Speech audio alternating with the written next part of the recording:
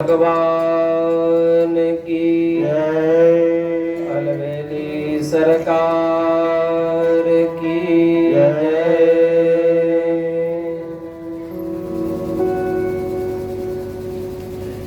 अहम सर्वेषु भूतेषु भूतात्मावस्थितः सदा तव वज्ञायमामर्त्यः विडम्बनम। माता देवती से कपिल भगवान कहते हैं, माता भक्ति का एक और मार्ग है। और वो कौन सा मार्ग है? सब में भगवान का दर्शन करना। सभी जीव जंतु, सभी मानव में भगवान का दर्शन करना भी एक भक्ति है। सिया राम मैं सब जग जानी, करहूं प्रणाम जोरि जुग पानी। ऐसा विचार रखना भी एक भक्ति है।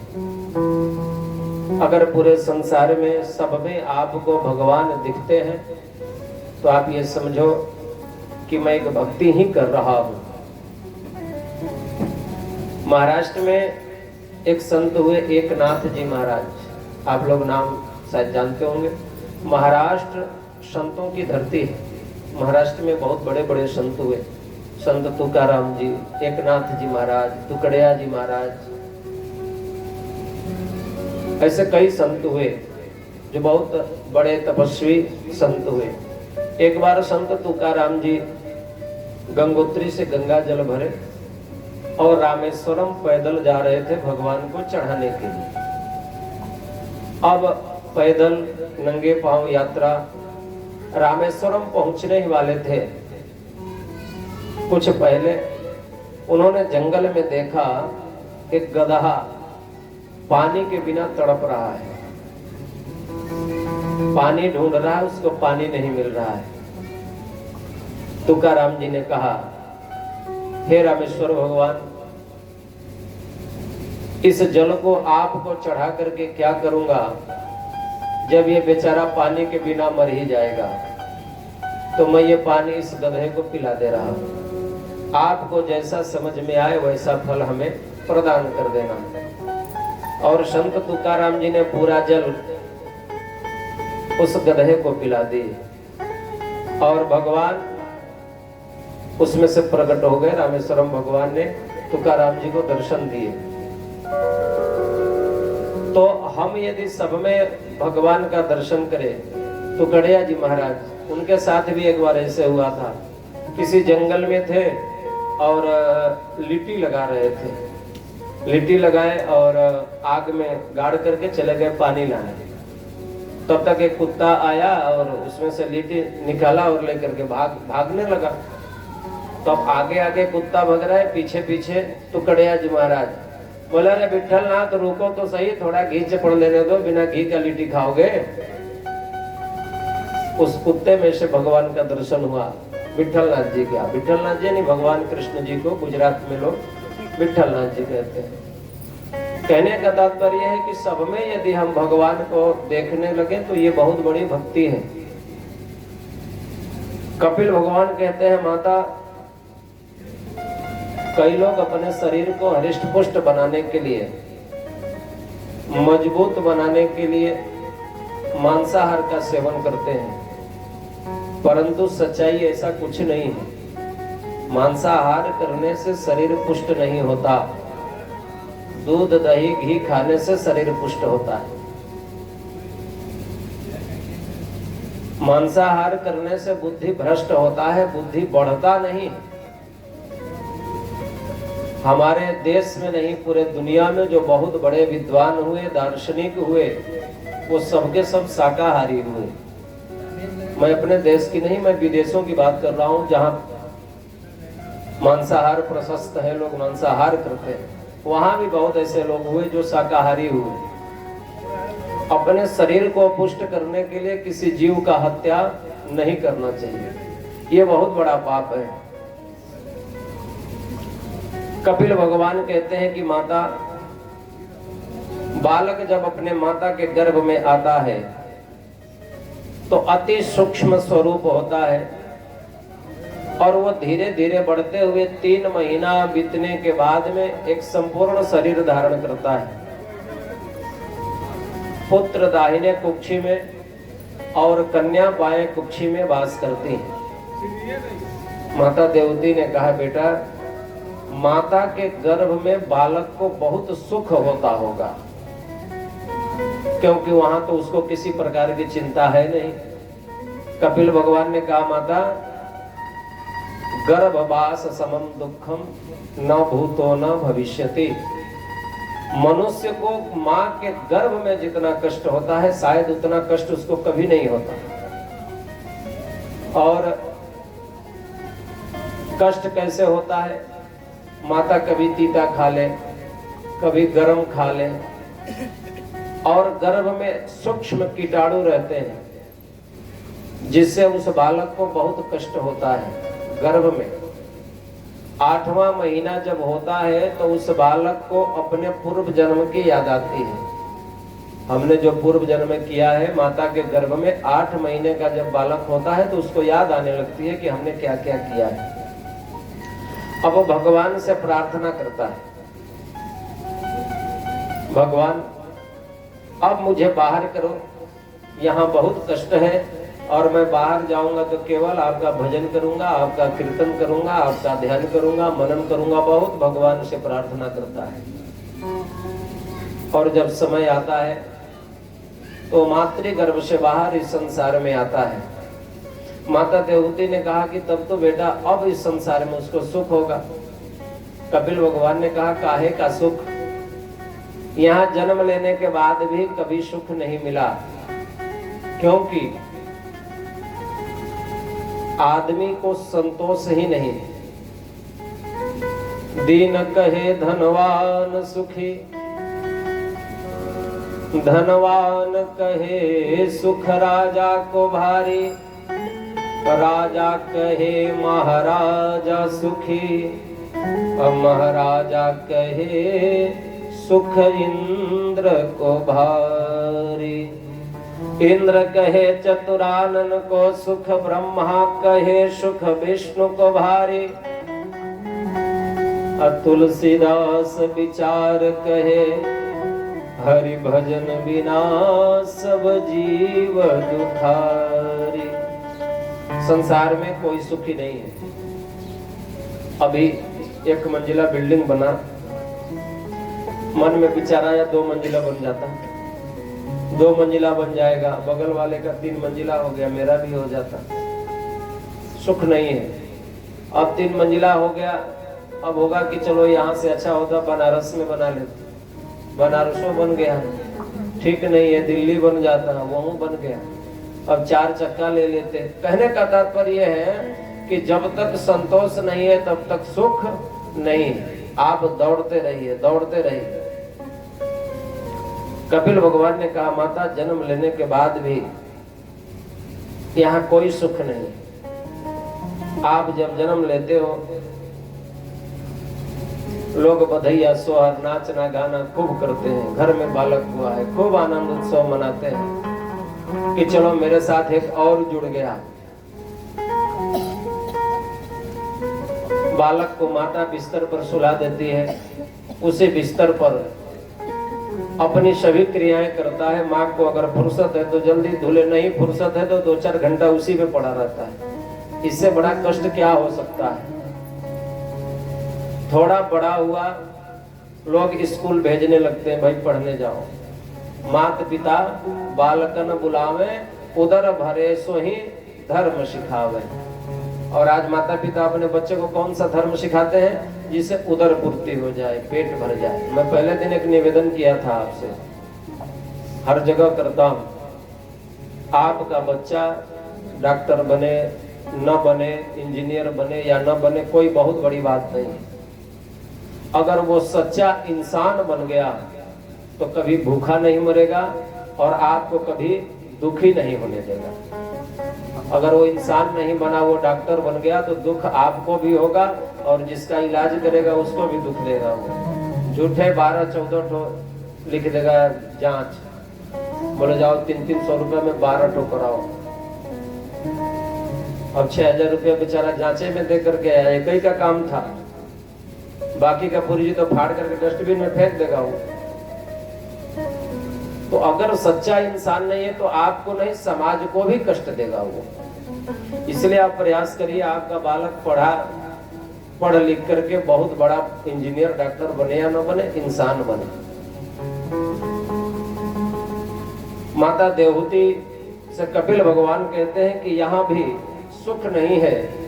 छोटा सा बच्चा स्कूल में पढ़ने जा रहा है और वही पढ़ाई कर रहा है जिससे उसकी उदर पूर्ति होगी।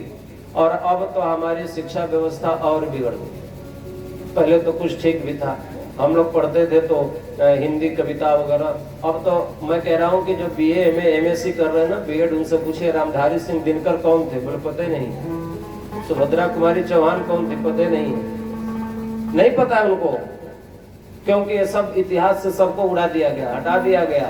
शीश पगान जगा तन पे प्रभु जाने को आही बसे कही ग्राम, किसी पुस्तक में नहीं मिलेगा। ट्विंकल ट्विंकल लिटिल स्टार मिल रहा है, बस सब हटा दिया गया। तो पहले तो कुछ था भी, रामचरितमानस के दोहे चौपाइयां हिंदी के पुस्तक में आती थी। अब कोई दोहा नहीं, कोई चौपाई नहीं, कोई कविता नहीं। हम अभी एक जगह हम लोग थे, वहाँ जिनके यहाँ पूजा चल रहा था वो रेलवे में सेक्शन इंजीनियर, बहुत पढ़े लिखे। तो एक बहुत बड़े कवि हुए बिहार में, विद्यापति जी, उन्होंने देवी जी पर बहुत स्तुति लिखी। तो एक देवी जी का हम स्तुति गाए और पूछे कि आप विद्यापति को जानते हैं? कवि विद्यापति? बोले नहीं, हम तो नहीं जानते। बोले अरे बहुत बड़े कवि हैं और बिहार के हैं, हाजीपुर के पास में उनका घर है, पैतृक निवास। बोले नहीं, हम नहीं जानते विद्यापति जी को। यानी धीरे धीरे हम इन लोगों को भूल रहे हैं, हमारे शिक्षा व्यवस्था में इनको कोई स्थान नहीं। बोले भक्तवत्सल भगवान की जय। बालक धीरे धीरे थोड़ा बड़ा होता है, विवाह शादी होता है, अपने घर गृहस्थी के बंधन में जन्म बंध जाता है और पुनः प्रारंभ होता है पुनरपि जननम पुनरपि मरणम पुनरपि जननी जठरे शयनम। अपने घर गृहस्थी में बस करके भगवान को भूल जाता है, फिर मरता है, फिर गर्भ में आता है, फिर उसी तरह भगवान से प्रार्थना करता है, जन्म लेता है। बोले माता यहाँ भी सुख नहीं है। माता ने कहा फिर सुख है कहाँ? कपिल भगवान ने कहा सुख तो केवल भगवान के विश्वास में है। आप अपना हर कार्य अगर भगवान को समर्पित करके चलती हो तो मान करके चलो, उससे बड़ा सुख संसार में कुछ नहीं है, उससे बड़ा कोई संतुष्टि नहीं। हमारे गुरु जी हैं, आप उनको जला हुआ रोटी दे दीजिए, नमक मरिचा, खाएंगे वो और खाते हुए बगल वाले से कहेंगे देख रहे हो भैया, पापड़ और रोटी दोनों का आनंद है इसमें। मैं कभी नहीं सुना किसी का शिकायत करते हैं। अब बताइए, आप चिल्लाएंगे, वो उस रोटी में भी पापड़ का आनंद ढूंढ लेते हैं। कहने का तात्पर्य है कि अगर हम सुख ढूंढते हैं तो हर जगह सुख है, अगर हम दुख ढूंढेंगे तो हर जगह दुख ही दुख है। वो कहते हैं बस अपने कार्य को भगवान को समर्पित करिए, जैसा आपकी मर्जी है आप कर लो।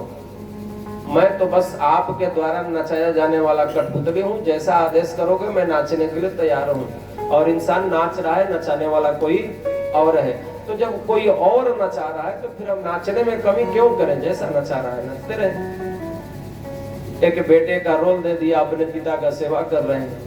पिता का रोल दे दिया, बेटे का सेवा की। माता का रोल दे दिया, बेटा का, बहू का, ननद, भौजाई, दुनिया जहान, जिसको जैसा करना है अपने कर्तव्य का निर्वहन करते रहिए, भगवान को समर्पित। बस प्रभु आपकी कृपा से सब ठीक ठाक चल रहा है। यही तो भक्ति करना है, यही भक्ति है भगवान का। बोले भक्तवत्सल भगवान की जय। बोले माता सबसे सुंदर विश्वासो फलदायक, भगवान पर विश्वास करिए और अपने कार्य को भगवान को समर्पित करते चलिए। कपिल भगवान ने माता देवती को इतना सुंदर उपदेश दिया कि वो सिद्धिदा नाम की नदी बन करके बह गई। और कपिल भगवान अपना कमंडल उठाए और कहां चले गए? गंगा सागर जाकर के अपना आश्रम बसा लिया। अभी लोग जाएंगे खिचड़ी में, लोग जाते हैं वहां पर, गंगा सागर चले गए। बोलिए कपिल भगवान की जय। माता देवती का वंश यहीं समाप्त हो गया। ये माता देवती 3 बहनें थी, आकृति, देवहूति और प्रसूति। प्रसूति नाम की जो बहन थी उसका विवाह दक्ष प्रजापति से हुआ था। दक्ष प्रजापति उनके दामाद जी थे शंकर जी, ससुर दामाद में पटता नहीं था। दक्ष प्रजापति यज्ञ करा रहे थे तो बोले रास्ता चाहे जिधर से भी हो, देवताओं से उन्होंने निमंत्रण भेजा, वो एक आदेश दिए कि रास्ता चाहे जिधर से भी हो, लेकिन विमान लेकर के कैलाश के ऊपर से ही आना है। काहे? शिव जी को जलाना है, उसको निमंत्रण नहीं दिया। अब जितने विमान हैं सब ऊपर से जा रहे थे। माता सती पैर के पास में बैठ करके भोले बाबा का पैर दबा रही थी। बोले बाबा ये देख रहे हो विमान कहाँ जा रहे हैं? भोले बाबा ने कहा जा रहे होंगे कहीं, हमें उससे क्या मतलब है। माता सती ने बड़ी सुंदर बात कही, आपको पता नहीं बाबा, आपके ससुर जी आपके ससुराल में यज्ञ करा रहे हैं। क्या बोली? हमारे पापा हमारे ससुराल में यज्ञ नहीं करा रहे हमारे गांव में। बोली आपके ससुर जी आपके ससुराल में यज्ञ करा रहे हैं। भोले बाबा ने कहा कराते होंगे, उससे क्या फर्क पड़ता है। तो बोली अगर आप कहिए तो सत्य ही बिलो की व्योम विमाना चले जात सुंदर विधि, अगर आप कहें तो मैं जाऊं। भोले बाबा बहुत समझाए, बोले यद्यपि विरोध मान जह कोई, कहाँ गए कल्याण न होई। वहां विरोध होगा, जाओगे तो कल्याण नहीं होगा। लेकिन माता सती तो जिद पर अड़ गई। तो भोले बाबा भी वीरभद्र आदि को बुलाए, बोले जाओ भाई इनको पहुंचा दो वहां पर। ये नहीं मानेंगी। माता सती वहां गई, वहां सख्त आदेश था, उससे कोई बात नहीं करेगा। जो बहनें आई थी वो सब देख करके मुस्कुरा रही थी। काहे? ये बहन चाहे जितना प्रेम से बतियाए, लेकिन ऐसा टाइम आएगा ना तो मेहना मारने से नहीं चुकते हैं। बिना बुलाए आई है तो कौन बुलाया है? वो सब मिली तो मुस्कुरा रही थी, केवल माता मिली बड़ी प्रेम से। आदेश था भाई नहीं मिलना है। अब माता सती यज्ञ मंडप के पास पधारी, जहाँ यज्ञ हो रहा था। वहां भोले बाबा के लिए कोई स्थान ही नहीं था। हर यज्ञ में ईशान कोण में बाबा को एक विशेष स्थान दिया जाता है, वो स्थान भोले बाबा को नहीं दिया गया। माता सती ने देखा पति का अपमान बर्दाश्त नहीं हुआ, योगाग्नि में अपने शरीर को जला दिया। योगाग्नि में, लोग कहते हैं ना कुंड में कूद गई, कुंड में नहीं कूदी थी। माता सती शिव जी की अर्धांगिनी थी, और जो शिव की अर्धांगिनी हो इतनी मूर्ख नहीं होगी कि यज्ञ कुंड में कूद जाए।